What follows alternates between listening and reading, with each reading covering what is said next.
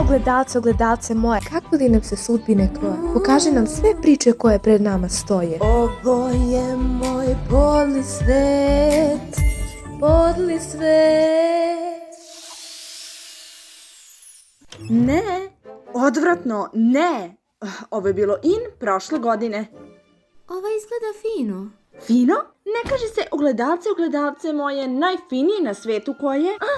Oni zlikovci privlače previše pažnje za moj ukus, a ja imam veoma dobar ukus. Ne znam, Audrey, ja sam učila na teži način, ali nije sve u izgledu. Svima se toliko dopada njihov stil i sve njihove tamne boje. Mislim da nije sve u njihovim tamnim bojama, također se odnosi Njihovu na... kosu, naravno. Kada ti je Mel promenila frizuru iz jednostavne Jane, pretvorila te je u manje jednostavnu Jane. Začaraj me. Ja nemam magiju. Majka ti je vilinska kuma.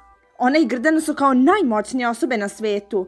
Ako Mel ima magiju, imaš je i ti. Nikada nisam razmišljala na taj način. Sećaš li se čarolije koju je Mel koristila? Za mene je rekla nova, a za Lani je rekla cool kosa. Uzet ću obe. Želim nešto sasvim neobično. Samo napred. Nisam baš sigurna ja. Ovo bi mi veoma značilo. Ti si prava prijateljica Jane.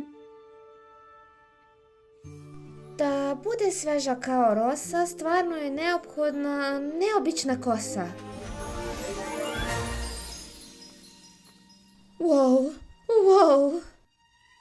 Da li izgledam drugačije? Definitivno. Je li opako? Jeste zastrašujuće. To! Postavi!